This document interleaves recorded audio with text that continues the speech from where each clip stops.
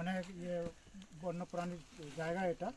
তবে আগের মতো বন্যপ্রাণী এখানে থাকতে পারে না, এই জন্যই যে এখন বন জঙ্গলটাকে আস্তে আস্তে হয়ে যাচ্ছে, মানে নষ্ট হয়ে যাচ্ছে।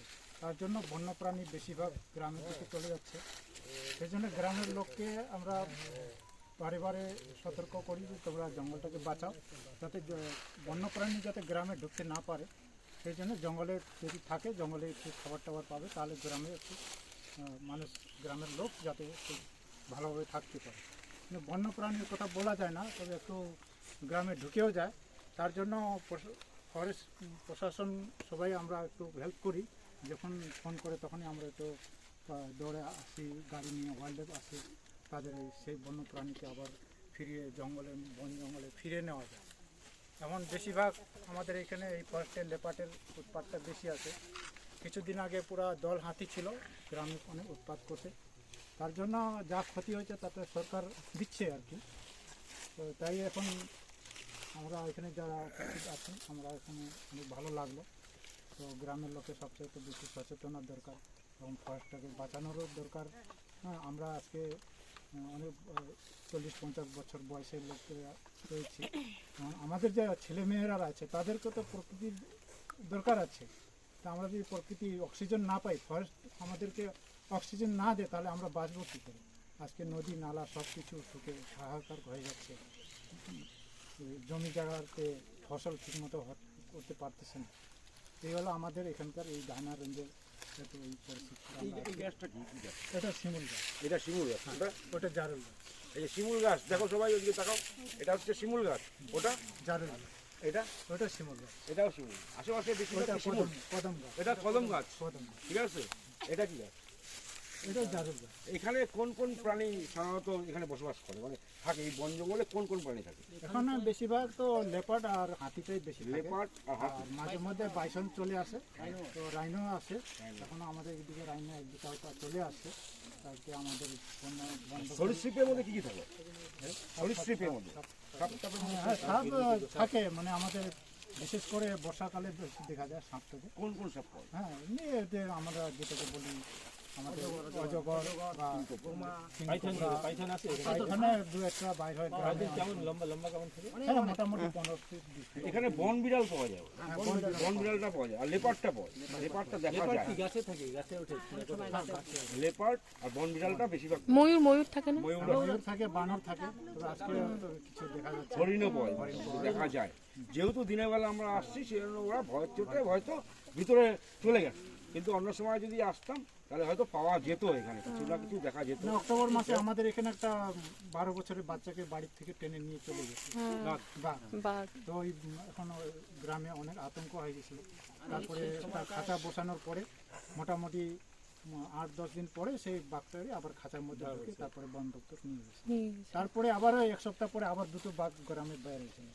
হ্যাঁ, তো গ্রামের লোক ভাবছে যে একটাই বাঘ। যখন 2টো বাইর হয়েছে তখন গ্রামের লোক বুঝছে না, এটা বন জঙ্গলে বাঘ থাকতেই পারে। হ্যাঁ, একটাকে নিয়ে গেলে তার হবে না, আর হয়তো থাকতে পারে। খাঁচা বসানো আছে আমাদের। বন সংরক্ষণের জন্য আমরা কি কি করছি এখন, মানে নতুন গাছ লাগানো হচ্ছে কি? বন সংরক্ষণে শোনেন, আমরা বন সংরক্ষণের জন্য যে আমরা যে প্লান্টেশনগুলো করি, ইদানিং 2-1 বছর থেকে আমাদের খুব মানে একটা ভাটার টান পড়ছে আর কি, বুঝছেন?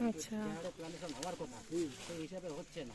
আর যে সমস্ত প্লান্টেশন লাগাচ্ছি, এখন এমন একটা সমস্যা হয়ে গেছে, গ্রাম সঙ্গে এলাকায় মানে মানুষের একটা জীবিকা হয়ে গেছে গরু মোষ পড়ানো, বুঝছেন?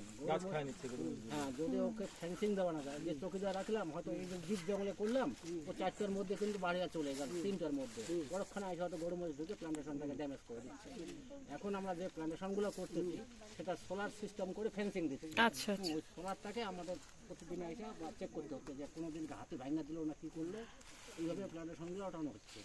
আর বিশেষ করে আমাদের ডায়না রেঞ্জ বা আমাদের এই সমস্ত এলাকায় যে আমরা যে প্লান্টেশনগুলো করি, সেগুলো হচ্ছে মিসলিনিয়াস প্লান্টেশন। হ্যাঁ, মিসলিনিয়াস প্লান্টেশনগুলো কিছুটা আমাদের এখানে সামনে একটা খুব ভালো উঠছে, যে আমরা যেটুকু একটা করছি ভালোই উঠছে আর কি। হ্যাঁ, এখন জানি না কতদিন ঠিক থাকবে। বেশিরভাগ যে যেমন খয়ার বলেন বা এই শাল বলেন, এই সমস্ত প্লান্টেশন এখন ওঠানো এমন কষ্টকর হয়ে গেছে, সুরে খেয়ে নিচ্ছে, হাতি খেয়ে নিচ্ছে। মানে জঙ্গলি সুরটা একদম ব্যাপক হারে বেড়ে গেছে, সেই সুরে ওই শিকড়টাকে খেয়ে নিচ্ছে টান দিয়ে তুলে নিয়ে। হাতি মূলত কোন গাছগুলো খায়? হাতি কলা গাছ খায় নাকি? হাতি তো জঙ্গলে সব ধরনেরই গাছ, সব ধরনের সব গাছ। ধরনের কি আমরা কি মনে করেন যে না একদিনে প্রতিদিনে মাছ ভাত খাচ্ছি তো ভালো লাগছে না, একদিনে একটু ফ্রাইড রাইস খাই, হ্যাঁ একদিনে একটু মাংস ভাত বিরিয়ানি খাই। খাই। হাতির সংখ্যা কত হবে জানা কয়গঞ্জে? এটা এইভাবে বলতে পারবো না, বলুন তো, যেমন এই যে কয়েকদিন আগে যে ধানের সিজনটা তখন আমাদের এখানে 70-80টা হাতি ছিল। হ্যাঁ, ইদানিং আমাদের এটা এখানে কাউন্টিং তো হয় বছর বছর। হ্যাঁ না বছর বছর না, আমাদের তো প্রতিদিনই কাউন্টিং হচ্ছে। প্রতিদিন কাউন্টিং। মানে আমাদের এইখানটায় কতটা পাওয়া হলো, আমাদের ওখানটায় কতটা পাওয়া হলো, লেপার্ড কতটা হবে? ব্যাপারটা আইডিয়াটা বলতে পারবো না অবশ্যই। এখানে তো জলহস্তি গন্ডার পাওয়া যায় না, গন্ডারটা আছে। গন্ডার যে জলদাপাড়া রেঞ্জের কাছাকাছি সে গন্ডারটা চলে আসে মানে। এইটা তো আমাদের জলদাপাড়া তো বহুত দূর, এটা আমাদের গরুমার অ্যাটাচ। হ্যাঁ। আপনি এই জঙ্গল দিয়ে একদম গরুমায় ঢুকে যেতে পারতেছেন, মানে জল ঢাকার সঙ্গে শুধু ওই রোদের ফারাক আর কি, ওই জল ঢুকেই ফারাক, বুঝছেন? এটা হচ্ছে সমস্যাটা। এইটাতে আমরা কিভাবে সহযোগিতা করতে পারি, মানে মানুষ হিসাবে, পাবলিক হিসাবে কিভাবে?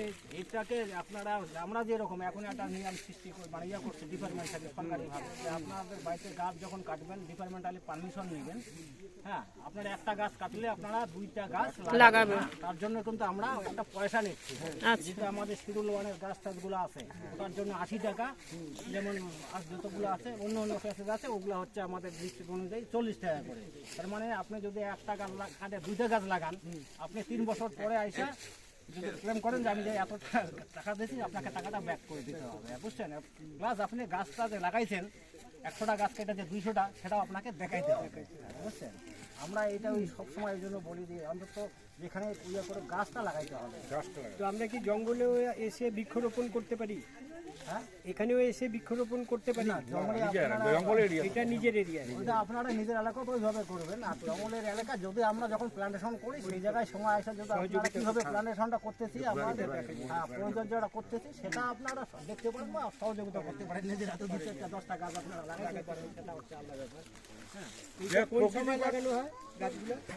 বৃষ্টিটাই হচ্ছে বর্ষার সময়, জুন জুলাই। আমরা এই প্রকৃতি পাঠ শিবিরে আজকে এখানে উপস্থিত হয়েছি। এখানে আমাদের সঙ্গে আছেন আমাদের বিট অফিসার, আমাদের সঙ্গে আছেন আমাদের সহযোগী ফরেস্ট ডিপার্টমেন্টের, আমাদের সঙ্গে আছেন সেক্রেটারি, প্রান্ত সেক্রেটারি, আরও কোষাধ্যক্ষ, আরও কার্যকর্তা আছে। আমরা এখানে মূলত এসেছি প্রকৃতি পাঠ শিবিরে গাছ চিনতে, কী কী ধরনের গাছ পাওয়া যায়, কী কী ধরনের এখানে প্রাণী আছে, পশু আছে, সেগুলা নিয়ে আমরা বিস্তারিত আলোচনা করলাম আমাদের বিট অফিসারের সঙ্গে।